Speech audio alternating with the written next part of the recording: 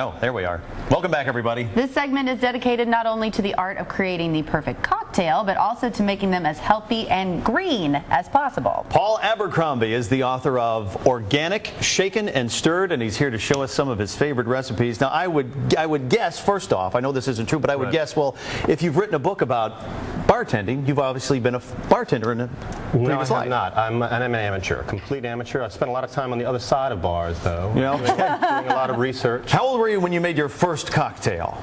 When I had my first fake ID. No.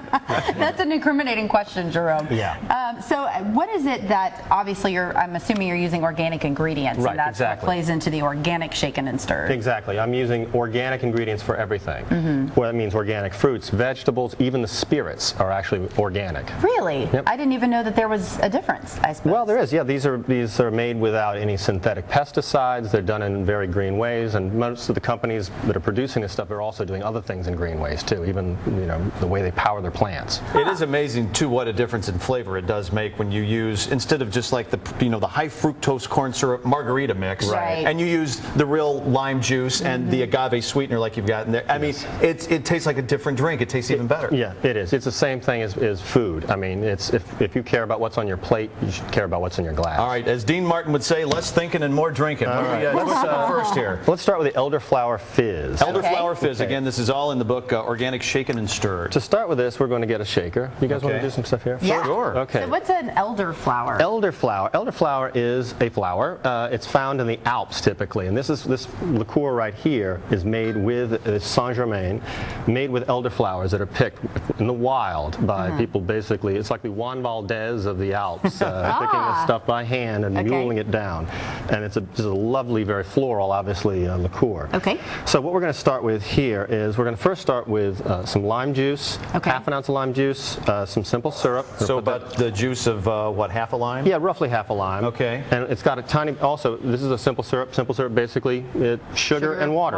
Yeah. And we're also going to have a tiny touch in there of agave nectar, organic, which is essentially the same stuff that tequila is made of, but it's going to give it kind of a neat little sweetness to it. So now we're going to go to the spirits part of it. Okay. We're going to put in about half an ounce of organic vodka. Organic vodka, folks. That's why I didn't recognize that bottle at all. I've never seen that before. Where do you get organic spirits? You can find these in most better liquor stores, and of course, all of these are probably a click away online. Now you put the ingredients in first, and then you put in the ice.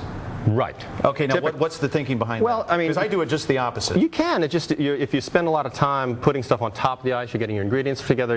It's melting basically while you're doing it, so it's diluting. It just makes it a little easier this way. I love too that you have the little measurer here because I'm this one. Yeah. These things. Yeah. I'm the counter. I don't know what I'm doing. Well, these things are great. It's a little OXO thing. You can actually see from looking down on top of it how much you have in it. It works really nicely. That's very cool. Well, and so to make this is the elderflower. Yeah, this is elderflower. And because you're blending ingredients that have such distinct flavors, measuring is very important. That's where a lot of people I think might go wrong when you're trying to make something that you might think is a fairly complicated cocktail. Right.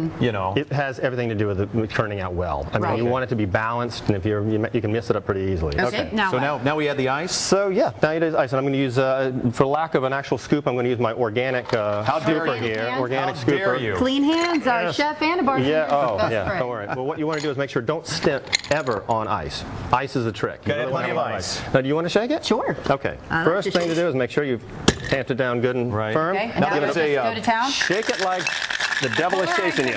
Yeah. Shake it like the devil's shaking you. Yep. All right. Now that is a Boston style That'll shaker, work, yeah. correct? Yes, it is. So you have to have a strainer with one of these. Yes. So you're going to undo it, unhook it. Give it a little hit with the hand there. Whack there, yeah. Okay. Okay. Now what you're going to do is now we've got a chilled glass. I'm chilling the glass. Okay.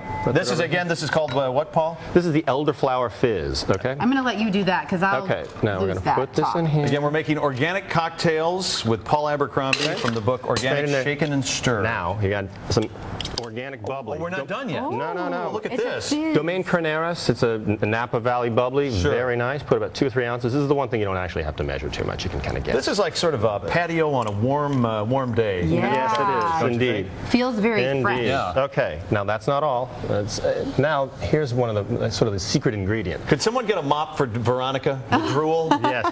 What you want to do is, this is a piece of thyme. Now, Okay. what I'm going to do with this is going to sound a little stranger than what it really is. I'm going to spank the thyme. It's not been bad. It's just that I want to release the flavors from it. So I'm going to Okay. give it a good smack. Wow. Drop that in there. I've never heard that before. Does Spank that work the with thyme. cooking too? Yeah, go I'm ahead gonna and try start it. spanking all my I herbs. swear it makes a difference. It Oh, I can definitely tell the time has it been just spent. really. Can you? I don't know. How's it taste? Oh, that's pretty good. I've never tried an elderflower Yeah, before, try that. and I'm Yeah, really intrigued by this.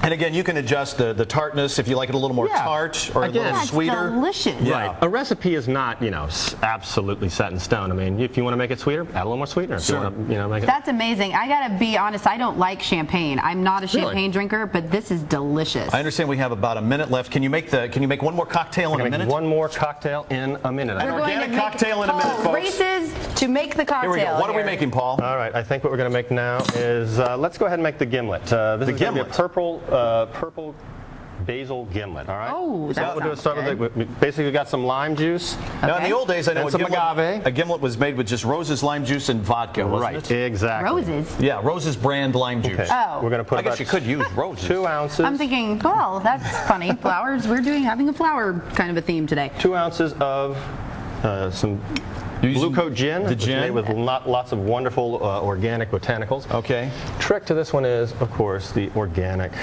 basil. Do you spank the basil? No, you no can't, spanking. you No can't. spanking necessary. Now the basil has not misbehaved. I don't Okay. think it's going to need that kind of a thing. Wow. Paul Abercrombie, organic cocktail. You know what? I'm going to go ahead and add a bunch there. Get There we crazy go. with the basil. All right. I And love I'm going to use the organic scooping here.